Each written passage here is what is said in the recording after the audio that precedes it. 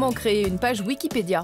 Alors que je recherche des conseils sur Internet, YouTube me recommande cette vidéo, vue par plus de 200 000 personnes. Wikipédia triche complètement avec l'info, n'est pas neutre. Vous avez certaines pages où il n'y aura que des informations négatives sur vous. Et vous avez d'autres personnes sur lesquelles il n'y aura que des informations positives, quand bien même elles ont été condamnées. Ces accusations ont fait le tour du web en quelques jours. Ma page Wikipédia n'a plus la moindre crédibilité parce que tout est faux par omission dedans. Il n'y a pas une ligne, il n'y a pas un mensonge par omission dedans. Idriss Aberkane est un polémiste très controversé, épinglé à de multiples reprises par la presse pour de fausses informations. Néanmoins, cette vidéo m'interpelle car elle pose une question majeure que je me suis moi-même posée de nombreuses fois en tant que journaliste. Wikipédia est-elle une source fiable? Le débat fait rage. Je trouve ça vraiment génial comme initiative. I have never consulted Wikipedia when doing my research. Not even once. Mais qui a vérifié l'information? Qui a passé des coups de téléphone pour vérifier que l'information était bien exacte? Wikipedia ist weniger eine seriöse Quelle, als man das ursprünglich mal angestrebt hat. Et donc c'est vraiment un peu dommage qu'il y ait ce genre de fausses informations qui circulent. L'encyclopédie numéro 1 mondiale affirme ne vivre que de dons, dans un esprit ouvert, collaboratif et neutre. Des mensonges pourraient-ils néanmoins être diffusés sur ces pages? Peut-on lui faire confiance? Quelles sont ses failles? Et si on enquêtait sur Wikipédia? Cette enquête, je ne vais pas la faire toute seule. Plus d'1 millier d'Européennes et d'Européens ont rejoint la rédaction collaborative que j'ai créée. Parmi eux, des assistantes maternelles, des enseignants, des secouristes, des étudiantes, des retraités. Tous ont décidé de se joindre à moi pour démêler le vrai du faux sur les sujets qui les préoccupent directement. Ensemble, nous allons enquêter sur l'encyclopédie la plus célèbre du monde. Accessible dans plus de 300 langues, Wikipédia est consultée par 500 millions de personnes chaque mois. Des millions de lecteurs des 4 coins du monde qui se servent de l'encyclopédie pour se forger des opinions sur tout type de sujets. Mais aussi des centaines de milliers de contributeurs anonymes, pas tous forcément neutres. Derrière les millions d'articles de l'encyclopédie se cache une guerre d'influence insoupçonnée, menée par des personnalités et des entreprises, mais aussi par des États. Une guerre dont l'enjeu est colossal, le contrôle de l'information. Enquête sur les coulisses de Wikipédia. Bienvenue dans Citizen Facts.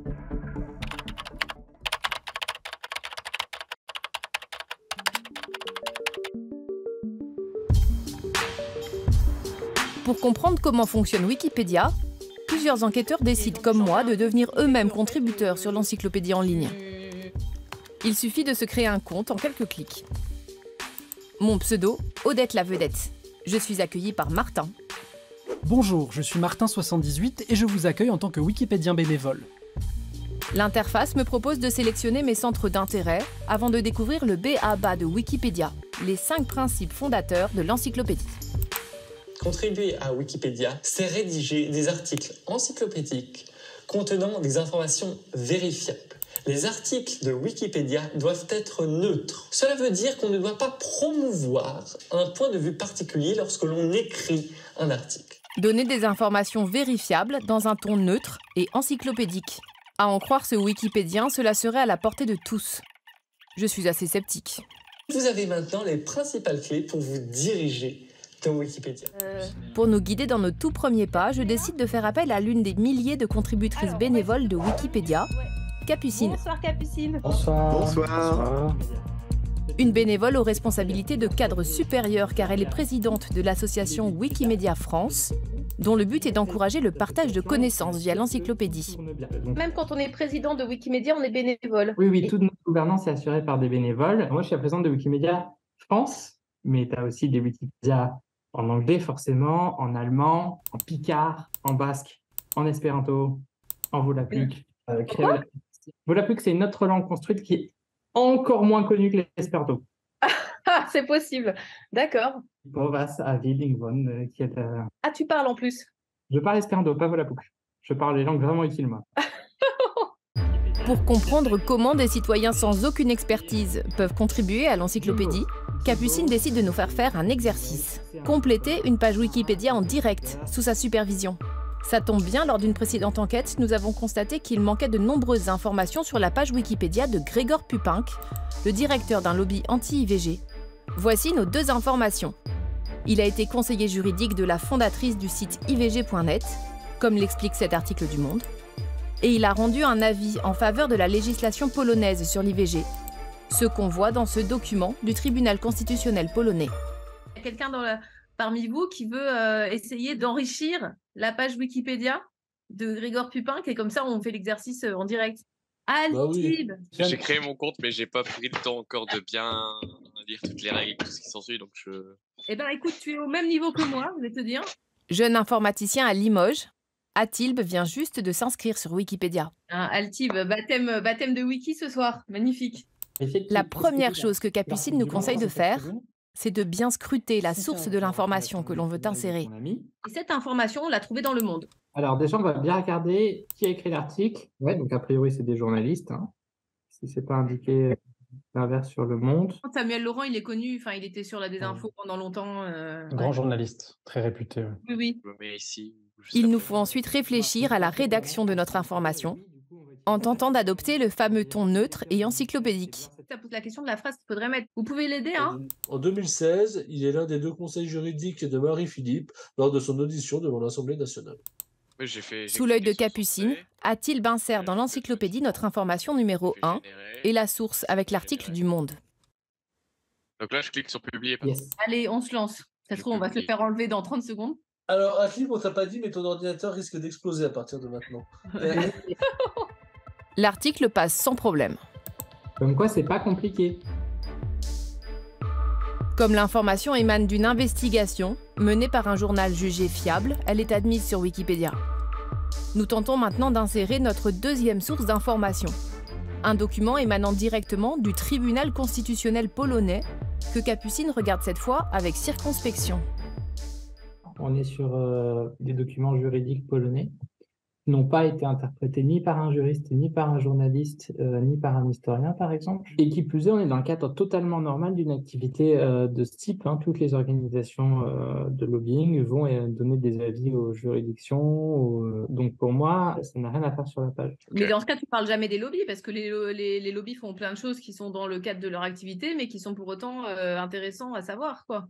On parle des lobbies une fois que les journalistes ont parlé des lobbies. Là, Le Monde, il a parlé de son intervention à l'Assemblée nationale, donc on l'a mis. Et si Le Monde ou un autre journal parle de cet acte de lobbying auprès de la Pologne, on va le mettre. D'accord. J'ai toujours pas compris pourquoi une source telle que celle qui vient d'être présentée et qui pourtant est fiable n'est pas acceptée par Wikipédia. Parce qu'on va à la source de la source, en fait. En tant que Wikipédia, on a des risques de faire une erreur dans le juridique. On a des risques de faire une erreur dans la traduction du polonais. Alors que si ça a déjà été traité par un journaliste qui a lu le polonais, qui a vérifié l'impact juridique que ça avait et qui l'écrit clairement dans un article, et bien là, on a une source qui devient vraiment fiable parce qu'elle a été traitée par quelqu'un. On n'est jamais les premiers à traiter. Et donc, tu estimes qu'un professionnel aura moins de biais qu'un Wikipédia pour compiler ses sources?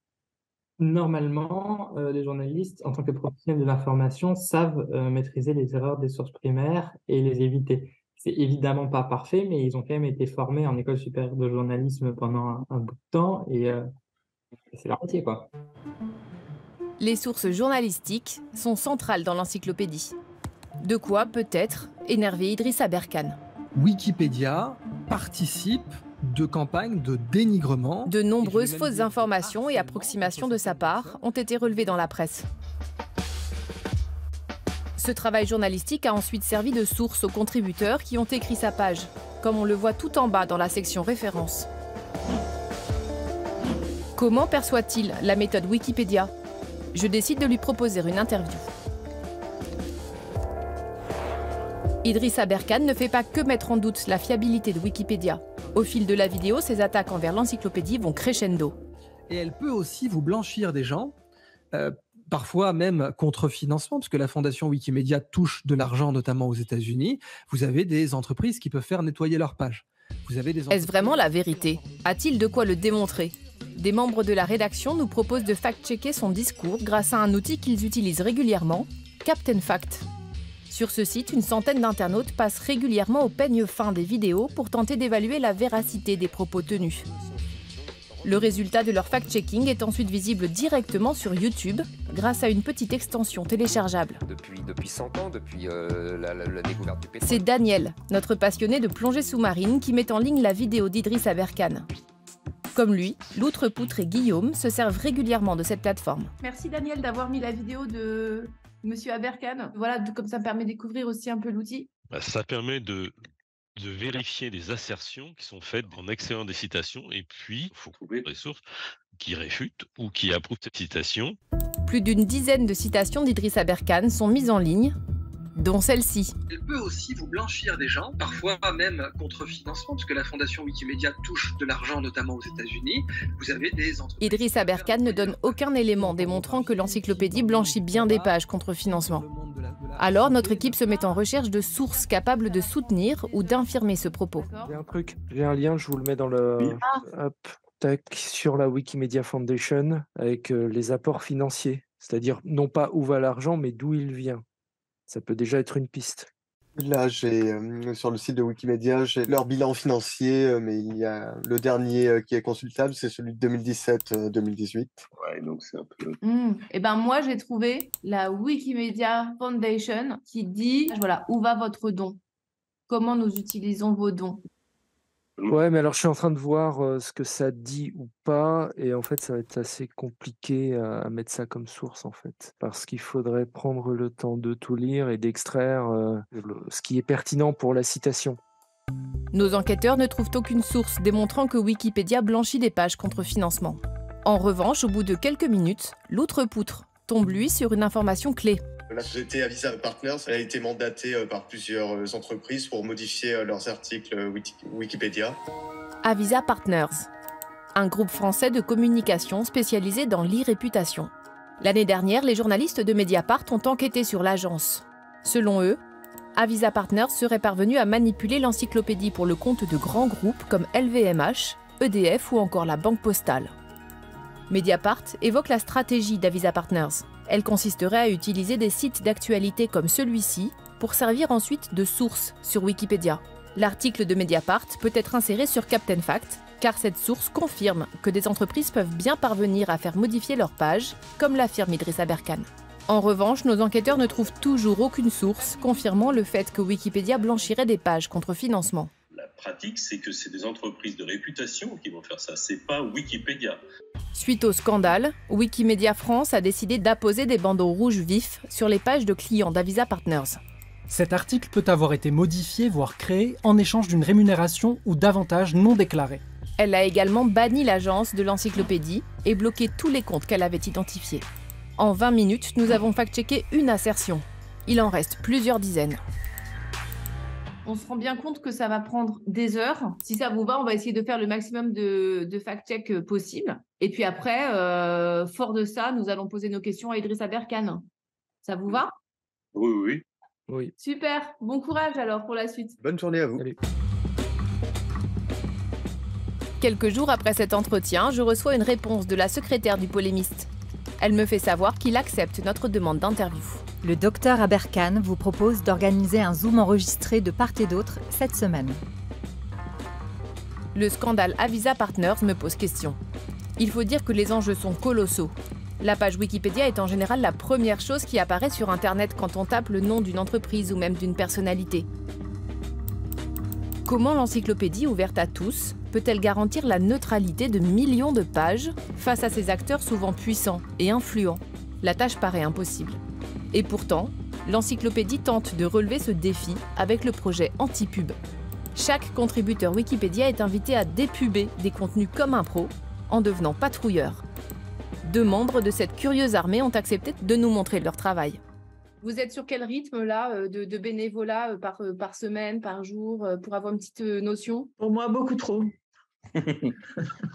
J'ai passé mon week-end, par exemple. J'ai passé une grosse partie de mon week-end. Ouais, pareil. Moi, j'ai un métier qui me permet de consacrer à Wikipédia 1 à 2 heures par jour. Voilà. Mais on peut être caricaturé parfois comme des gros geeks no life. Ça peut arriver quand même. Leur addiction, nettoyer les pages Wikipédia vandalisées ou modifier sans tenir compte des règles. Ça prend beaucoup de temps parce qu'il y a des vandalismes qui sont très simples à repérer, ce qu'on appelle les vandalismes pipi-caca. Là, ça prend 1 seconde à supprimer. Par contre, des fois, il y en a qui sont très subtils. Je vous montre rapidement, mais vraiment rapidement, un vandalisme qui s'est passé sur l'article BlackRock.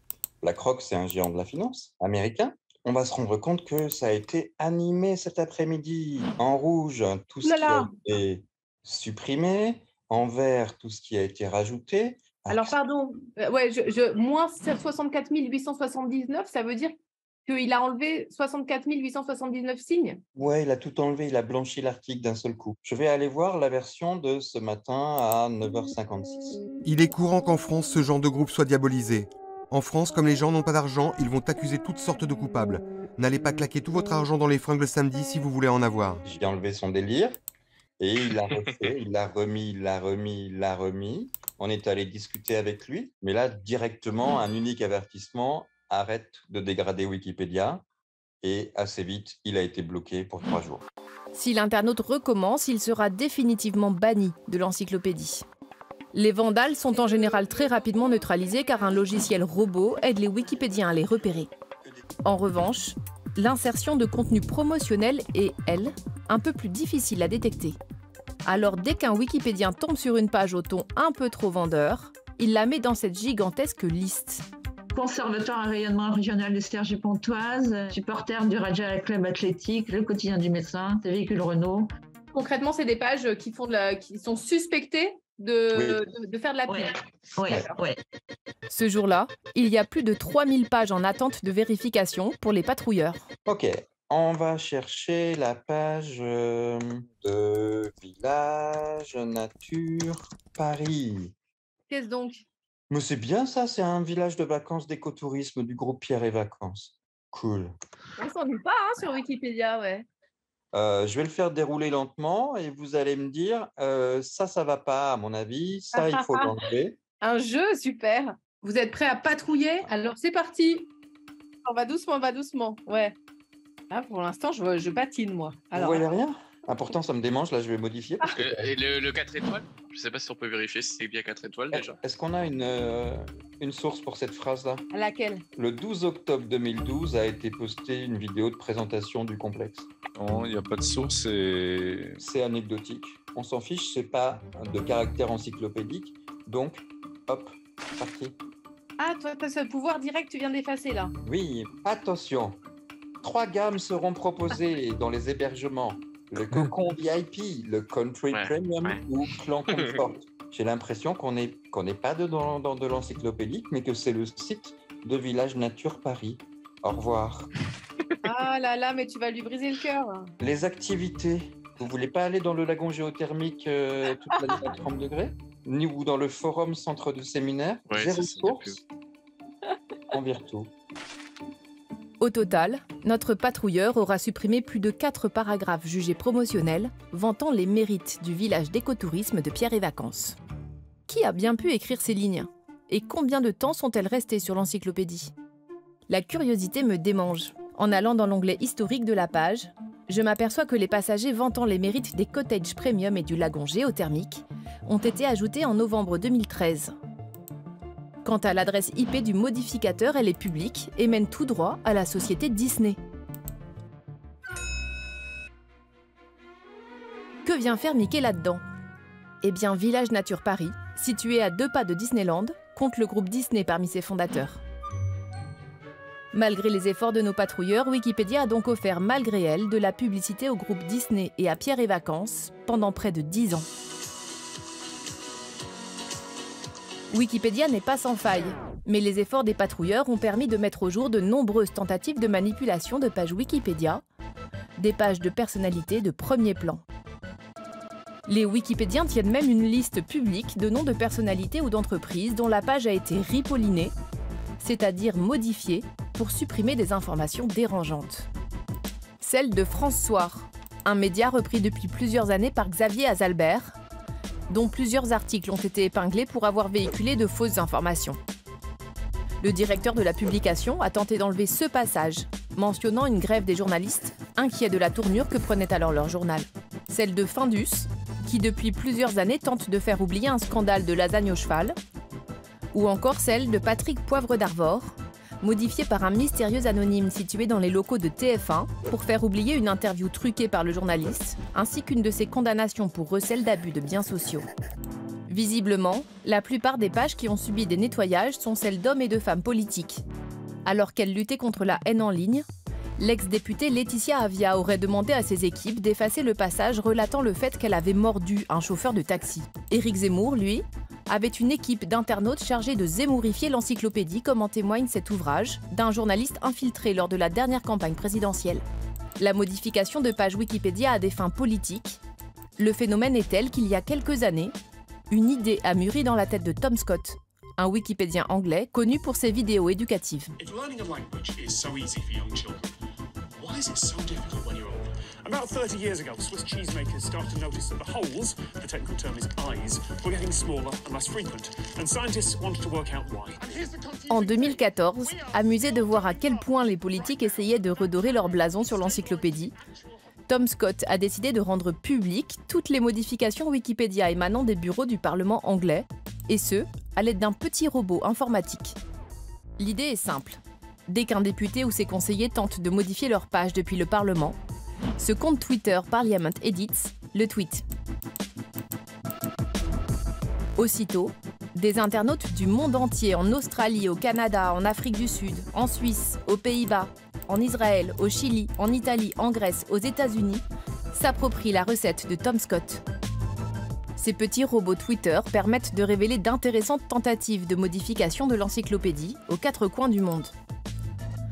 En France, c'est le compte Twitter Les Politiques sur Wikipédia qui traque les modifications émanant de l'Élysée, de Matignon, de plusieurs ministères et du Parlement. Grâce à lui, nous apprenons par exemple que la page de la députée Rassemblement national du Vaucluse, Marie-France Laureau, a récemment été adoucie depuis l'Assemblée nationale. La mention extrême droite a été plusieurs fois effacée, avant d'être réintégrée par des patrouilleurs.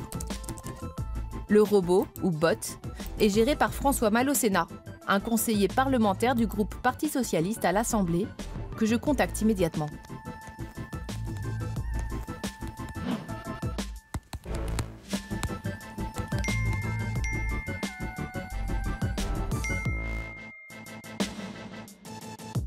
François Malocena explique l'avoir créé après s'être aperçu qu'un grand nombre de ses collègues du Parlement ripollinaient leur page. Comme il souhaite que le grand public ait toujours accès à cette information, il accepte de céder les codes de son petit robot à Urgoz, notre enquêteur informaticien. Et du coup, tu es OK de nous prêter ton robot là pour quelques semaines pour refaire une petite expérience, voir ce qui émane des différents endroits que tu as repérés. D'ailleurs, on en a repéré d'autres. Hein. Ouais, pas de souci. Je vais te transmettre le code. Ouais, ça marche. Il a une liste d'adresses IP qui sont les adresses IP de l'Élysée, du Sénat, de l'Assemblée, d'une série de ministères, genre l'Intérieur, la Justice, etc. Ah donc, oui, Matignon, Assemblée, d'accord. Ouais. Tu vois, c'est toutes les adresses IP qui correspondent à l'Élysée. C'est Matignon, ça c'est le service d'information du SIG, c'est le service d'information du gouvernement, je crois. Urgoz doit encore y ajouter plusieurs adresses IP de partis politiques français, de droite et de gauche, que nous nous sommes procurés. Bon, bah, franchement, merci beaucoup. On va voir ce que ça peut donner. On peut peut-être prendre les paris. Qu'est-ce que tu penses, Urgoz? On risque d'avoir un peu de reconquête. Moi, je parie sur une surprise. Un truc qu'on va faire, waouh, ok. Et moi, je vais parier sur un truc chiant. Je pense que vous allez voir des modifications depuis le siège de la France Insoumise, de quelqu'un qui modifie un match de foot. Et peut-être qu'on va découvrir des hobbies incroyables, tu vois, que finalement, quel parti est fan de patinage artistique. Ils sont plus dans ce classique. Et puis, tu peux avoir de la chance et tomber sur une modification un peu suspicieuse. Bah, je vous remercie. Et du coup, j'ai hâte de voir ce que ça donne. Urgoz, tu nous tiens au courant, du coup, voilà. Ouais, je vais essayer de faire ça rapidement. Oui, bah écoute, comme tu peux, hein, voilà. Ça roule? Ouais, super. Bien. Alors qu'Urgoz s'approprie le bot, je reçois des nouvelles d'Idriss Aberkan. De mauvaises nouvelles. Je suis navrée, mais le docteur Aberkan sera cette semaine encore en plein déménagement et ne sera finalement pas libre ce vendredi pour l'entretien. Ma flexibilité n'y fait rien. L'interview est définitivement annulée. D'après le travail des membres de Captain Fact, près des 2/3 des affirmations d'Idriss Aberkan dans sa vidéo sont erronées ou invérifiables. Pour lui donner la possibilité de nous transmettre ses sources, je lui envoie un dernier mail. Depuis la création de l'encyclopédie collaborative en 2001, d'innombrables citoyens se sont appropriés Wikipédia pour s'éduquer, partager de la connaissance et lutter contre toutes les formes de censure. Nicolas, professeur de biologie, tombe sur une page Wikipédia pour le moins édifiante. Sur Wikipédia anglais, il y a un article « List of people imprisoned for editing Wikipedia ». Ah ben voilà. Bien joué. Il y a 2 personnes en Arabie Saoudite, une personne en Syrie. En Syrie, le mec a été exécuté carrément. Ah, en Syrie, il a été exécuté? Ouais, je donnais la source au BBC pour le coup. 2015. Bassel Kartabil développait l'encyclopédie dans son pays quand il a été arrêté par le régime de Bachar el-Assad en 2012. Il a été exécuté 2 ans plus tard. En Arabie Saoudite, Osama Khalid est l'une des principales figures de Wikipédia. Ses contributions lui ont valu d'être condamné à 32 ans de prison l'année dernière. Il documentait la persécution des activistes politiques en Arabie Saoudite, comme son compatriote Ziad al-Sofiani, qui purge actuellement une peine de 8 ans de prison. Sur le sol européen, les enquêteurs remarquent le cas de Mark Bernstein, un wikipédien biélorusse emprisonné l'an passé. C'est l'un des 500 meilleurs utilisateurs de Wikipédia russe. Plus de 200 000 modifications en divers articles. Il a été arrêté en début mars 2022. Mark Bernstein vit dans l'une des dernières dictatures d'Europe, tenue de main de fer par Alexandre Loukachenko, un président ami de Vladimir Poutine. Depuis plus de 10 ans, le président russe mène une véritable guerre contre l'encyclopédie libre, qu'il accuse d'être un instrument de l'Occident ennemi. Alors qu'il ne cesse de traquer les producteurs d'informations indépendants, comme le journal Novaya Gazeta ou la station de radio Ekomovski, Vladimir Poutine se heurte aux citoyens qui nourrissent l'encyclopédie. Parmi eux, l'informaticien Mark Bernstein, qui, le jour même de l'invasion russe de l'Ukraine, écrit « Les troupes russes ont envahi le territoire de l'Ukraine. C'est juste un fait, pas un point de vue. » Âgé de 57 ans, Mark Bernstein s'est fait arrêter 2 semaines plus tard. Après avoir passé 15 jours en prison, il est aujourd'hui assigné à résidence sous surveillance policière. Nous avons essayé de le contacter via Wikipédia. Il a refusé nos demandes d'interview. Viasna, une organisation biélorusse qui défend les droits humains, tente de médiatiser sa cause ainsi que celle d'autres contributeurs Wikipédia et internautes emprisonnés. Son fondateur, Ales Bialjaski, est lui aussi prisonnier politique. Il purge actuellement une peine de 10 ans de prison. C'est Victoria, une militante de Viasna, qui prend notre appel. But are you talking from Belarus right now? I would say that it's impossible to be in Belarus and to be active in human rights because 6 of my colleagues now under the arrest because just they are human rights activists. Now I'm in safe place and I can continue to do what I do. Yeah. Pour Victoria Rudziankova, l'arrestation de Mark Bernstein aurait pour but de satisfaire le dictateur Poutine. La Biélorussie coopère activement avec l'armée russe. Depuis l'invasion de l'Ukraine, des centaines d'opposants au régime ont été interpellés. Des militants politiques classiques, mais aussi maintenant de simples citoyens contribuant à l'encyclopédie. It's a bit hard for us, at least from France, to believe that citizens can just be arrested and even go to jail or be home arrested because they just write some lines on Wikipedia. I guess it's something a bit new also that you have to deal with, right? Those last years. It's a routine when you can be arrested just for comments which are not criminal related. Mark Bernstein ne peut espérer sortir de chez lui avant 2025. Il est actuellement sous haute surveillance policière. Policemen can come to his home and if they will want, they can punish him for something he didn't even do. That explains probably why he's very careful and reluctant to answer any question. Yes, he's scared, I guess. I'm scared about his life, about his health, because I'm scared about everyone who is politically persecuted, because there's so many murders because of politics in Belarus. De manière étonnante, des enquêteurs de la rédaction remarquent que Mark Bernstein continue malgré tout d'enrichir l'encyclopédie depuis chez lui, sur des sujets traitant notamment de la Seconde Guerre mondiale et de la Shoah.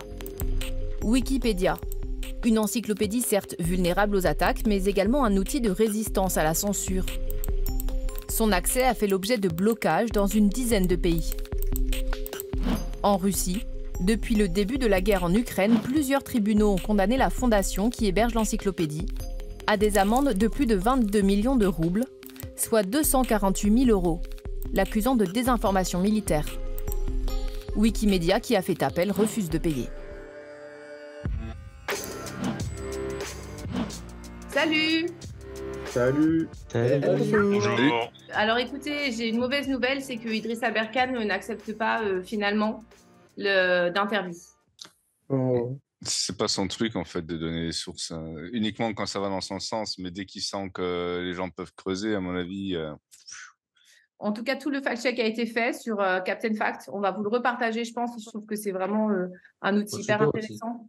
Et puis, Urgos, tu as perdu ton pari. Parce que, oui, parce que quand on a récupéré le bot, toi, tu avais parié sur des modifications émanant du parti Reconquête. Et nous n'en avons pas vu une seule. Et c'est François Malocena qui a gagné. Parce qu'il avait dit, moi, je suis sûr que vous allez trouver des modifs de foot. Et c'est exactement ce qui se passe. Et la plupart des modifs qu'on a vus, elles viennent de la Commission européenne. Presque la moitié sont du foot. Parmi les pages retouchées depuis Bruxelles, celle de l'équipe nationale de football de l'île Maurice, celle de la Coupe du Monde des moins de 20 ans, celle du championnat de Belgique de football de 4e division saison 2006-2007, et même cette page de la Royale Entente Sambre-Villoise, un club de Wallonie inactif depuis 2001. Les fonctionnaires européens sont allés jusqu'à mettre du ballon rond dans des pages reculées de l'encyclopédie, comme celle consacrée à Gaius Apuleius Dioclès, un conducteur de char de légende qui ne serait plus le sportif le mieux payé du monde, depuis Cristiano Ronaldo. C'est mignon. C'est rigolo. C'est mignon. Il n'y a pas en tout cas de but promotionnel là-dedans. Par contre, quand on commence à supprimer des points de polémique, des choses comme ça, là, c'est autre chose. Pendant son mois d'observation, Urgos a remarqué que des internautes avaient tenté de modifier des pages de l'encyclopédie beaucoup plus sensibles. Sur cette page, consacrée à l'ex-parti nationaliste sud-africain, un internaute du Parlement européen a voulu effacer une phrase rappelant que l'apartheid était considéré par l'ONU comme un crime contre l'humanité.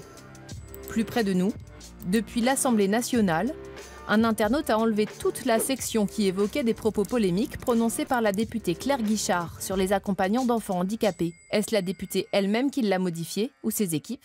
Impossible de le savoir. Passer derrière les rouages de cette page, c'est hyper intéressant, je trouve. Donc la section a été enlevée, elle n'a pas encore été remise. Ouais, c'est ça, ça prend un petit peu de temps, mais je pense qu'elle va revenir, c'est un peu trop visible. Je pensais pas que c'était aussi qu'il y avait autant de choses qui se passaient derrière Wikipédia finalement, derrière la partie visible. Merci beaucoup, en tout cas j'étais hyper contente. Ouais, moi aussi d'enquêter avec vous. Et puis écoutez, on reste avec, on garde ce bot.